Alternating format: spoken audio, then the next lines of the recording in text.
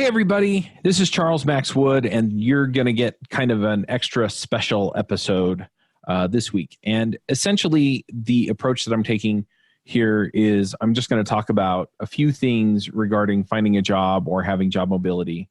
A lot of times I get asked either how do I find my first development job, or the other question that I get asked that's also related to that is how do I stay current? And usually the question has more to do with job mobility than anything else.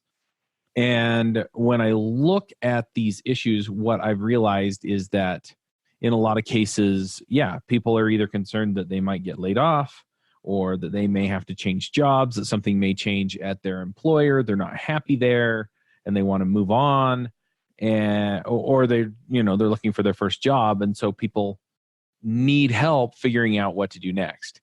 And so I wrote a book. I wrote a book on how to find your dream developer job. And what's interesting is that kind of the common conventional wisdom in a lot of cases is to put together a resume and then send it to as many people as you can. And what you wind up doing is then waiting to get a job interview. And then hopefully you get one of those people who interview you to hire you. So the problem with the approach of sending the resumes all over the place to everybody everywhere is that you're usually targeting the companies that have run out of options. And so they've listed the job on the internet somewhere, and they're looking for just somebody who will float through the door and has the basic tech skills they need to do the job. And the problem is that the great places to work typically aren't the places that are doing this kind of thing. I mean, sometimes they get to that point, even the best places do, where they're listing the job on the internet or hiring a recruiter to find and bring people in, right? But most of the time, those places, they're not even looking for people there. And the reason is because the people who are working for them are so happy there that they're happy to refer their friends. The other thing that happens is they're such a great place that they just get a lot of people applying to work there. One example, there was a company here in Salt Lake a few years ago that all of their developers were the ones speaking at conferences, that were showing up to the users groups, that were out there being proactive in the community. And what that did is it told people, hey, look, this company hires people that really care about writing good code. They're top-notch people. And so they attracted a ton of folks to come in and actually do development for them. And so they never really actually had to put something out and say, we're hiring. Instead, what would happen is they'd tell their people that they were hiring, and those people would go out to the community and talk to the community and say, hey, they're hiring over here. Or they'd talk to people that they thought were qualified and get them in. And so the approach that I take in the book is more along the lines of identifying the kinds of companies you want to work for, figuring out what works for you as far as whether it's salary or benefits or people you work with or your boss, or whether they send you to conferences or they pay for online training or they bring people in to do training or any number of other things, right? What matters to you? And everybody's going to be a little bit different, right? I mean, if your circumstances are such to where you or somebody in your family has a chronic illness, then maybe your health benefits are going to be the top thing, just out of necessity, right? It's not the thing that's going to make you happy, but it's the thing that if you don't have it is going to make you very unhappy. And so you prioritize that, right? Because it's a baseline need. And then you prioritize maybe your boss, right? Because you've had a bunch of terrible bosses. And so you prioritize having a great boss, right? So then what you do is you go out and you figure out what places have a great boss running the team that you'd wind up on. And the way that you do that is you wind up going to users groups and you'd go online and find the information. I walk you through the whole process of figuring that out, finding the companies that line up with that. And sometimes you won't be able to figure that out until you get into the interview, right? And so they're interviewing you, and then you turn around and ask them a bunch of questions to figure out what kind of person they are or how they run their team. But at some point, you're going to evaluate them as far as, do they line up with the top 2 or 3 things that I really need in this job to enjoy it and get the job. And just to illustrate this a little bit further, I talked to one developer, and he was kind of on so I guess they had 2 tiers of development teams. They had the development team that wrote all of the new features, and then they had the other development team that fixed all the bugs in the old features. And he was on the team that was fixing all the bugs. And so they tended to spend less money on those folks. They didn't promote those folks. And so what he wanted was either to get on that other team or to go somewhere else where they would actually invest in his ability to learn. And so he wound up prioritizing that, right? So that was his top thing because it was the most painful thing in his current job. And so sometimes people prioritize on that. Sometimes people prioritize on the other things. Usually that's just a matter of how many jobs you've had and whether or not you know what kinds of things are going to make you happy where you're at. And it's fine to go get a job and then realize, oh, you know what? Having a good boss is more important to me than salary, or vice versa, right? So you'll figure that out as you go. It's kind of an iterative process. But at the end of the day, you figure out if the company's going to match up. And then what you do is you kind of social engineer your way into the door. So in this case, what you're going to do is once you've figured out, okay, this company appears, right, you're still going to validate all that stuff in the interview like we talked about before. You're going to go and you're going to figure out, okay, this is the company I want to be at. So let's say you pick ABC company, right? I pick an actual real company that is here in Salt Lake in the book for most of my examples. And it's a company that a lot of my friends have worked at. But let's say ABC company, you figure out ABC company has, great benefits.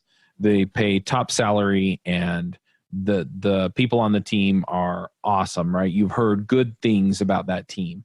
So what you wind up doing then is, and maybe you validated it on LinkedIn or something, right? So you've done some of that homework. I give you like 3 websites you can go to find some of this information out.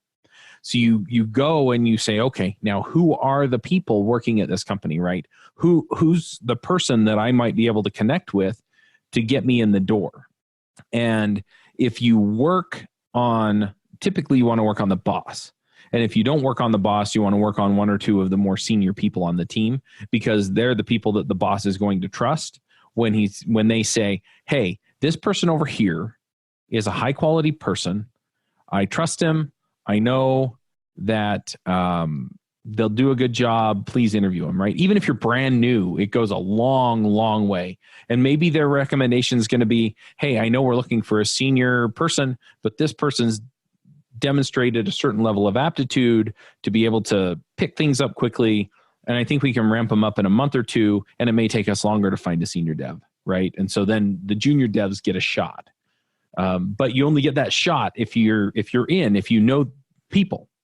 So then you start doing a little bit of homework and finding out what they like, what they're about, family life and things like that. And you're not really stalking them so that you can show up and say, I know all this stuff about you. What you're looking for is people tend to identify with people that they can sit down and talk to and find things in common with, right? And so if you can go and you can say, hey, how was the Utah Jazz basketball game yesterday, right? Or, my brother's a huge Philadelphia Eagles fan, right? And so he's one of the controllers at a local medical place. So he's an accountant, right? And so if you were trying to get on the accounting team over there, then you watch the Eagles game, right? And then you go talk to him about it, and get involved and figure out, what makes these folks tick, right? Talk about the latest things that are coming up in the technology that you use. Talk about all of the things that are going on in the local area. Find out what the weather is where they're at if you're trying to get remote, right? Well, I heard it was really cold in Atlanta last week. And you can start to, because then you're talking about them. You're talking about their life. You're talking about the things that they're going through, and you're demonstrating that you understand it. And that creates a rapport with them. And then you can work with them to get mentored. You can work with them to just hang out and chat. You can ask them about the place that they work.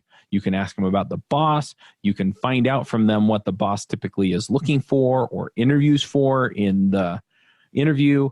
And by the time you're done, you make them talk long enough, they're going to feel like you care. And honestly, you should.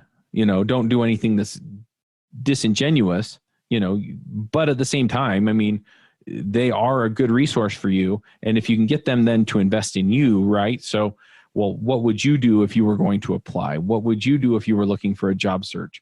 I've learned these techniques and these tools and these technologies but what else should I be learning? Right. And so they begin to invest in you, and you build a good relationship with them. And it's not just for the ends of getting this job, but build a real relationship, because it may turn out that it may pay off later. You may be able to help them. People matter. But at the same time, if you work through that process, then what you can do is you can take that all the way up to, well, is there any way that you can help me get in the door for an interview? Or if I showed up at your office tomorrow, would you be able to give me a tour? Or things like that, where you're starting to get your way into the building. And then if you can get into the building, you can get them to introduce you to their boss. Then you can actually, get into the interview and get going. And there's a ton more stuff that I've written up. But at the end of the day, that's how you get in. And then at the interview, there are a ton of tips. I've seen books about interviews, but they tend to focus mostly on the interview questions. I also focus on what you should be asking them. I focus on how you dress, how you look, how you act, and put all of that together for you so that you know what you're doing. And then once you pass the interview and they decide they want to hire you, then they'll give you an offer.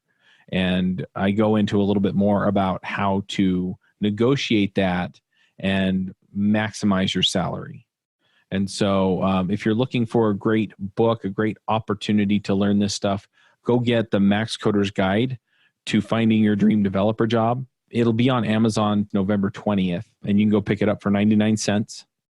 And then, all I'm really looking for, because I've priced it so low for at least a day or two, is for you to leave me a review. So if you go buy it, read it, and then leave me a review on the book, that would be awesome. It would really help me just get the word out on the book.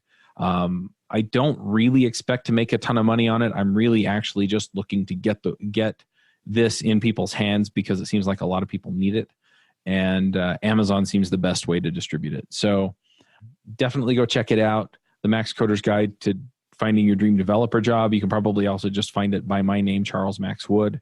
And definitely looking forward to connecting over this. If you have any questions, you can email me, chuck@devchat.tv. And that's all I've really got on the book. I've kind of summarized a bunch of it. Obviously, there's a ton more in the book. There's no way I can cover all of it in this bonus episode. But what I'm really looking for is, let's give you this opportunity to step up and really knock it out of the park. And I've had a few people that were looking for jobs. They'd been looking for a few months. And I started coaching them and they found a job within a month. I've had a few people that were in a development job, weren't happy with their job, and they wound up in a much better position and negotiated themselves, a $10,000 to $20,000 raise. And so, spend $1 and get the benefit. And ultimately, that's all I'm looking for, is just to help folks out. And then if this helps you out at all, if you're getting ideas just from me talking about this stuff, then go share it. Go, tweet it or whatever, and let people know that this is material that they can use. And that's pretty much all I've got. I don't have any picks other than just, recommendation in the book. The book does give you a whole bunch of other resources. I will also have links back to get the worksheets for the book. So as you're reading through the book, it'll say, hey, use this worksheet. And so there'll be a link back to get the worksheet for the book, or for that part of the book. I'm also putting together a video course if you want more direct training on how to do this stuff from me. You can find that at maxcoders.io. And as far as the staying current stuff, I'm also going to have a course on that on maxcoders.io. And so if you get a subscription, that's the only way you're going to be able to get that particular course. And it'll drip part of the series out to you every week, and give you a couple of videos on how to stay current. So anyway, if all of that's interesting to you, go check it out. Once again, MaxCoders Guide to Finding Your Dream Developer Job by Charles.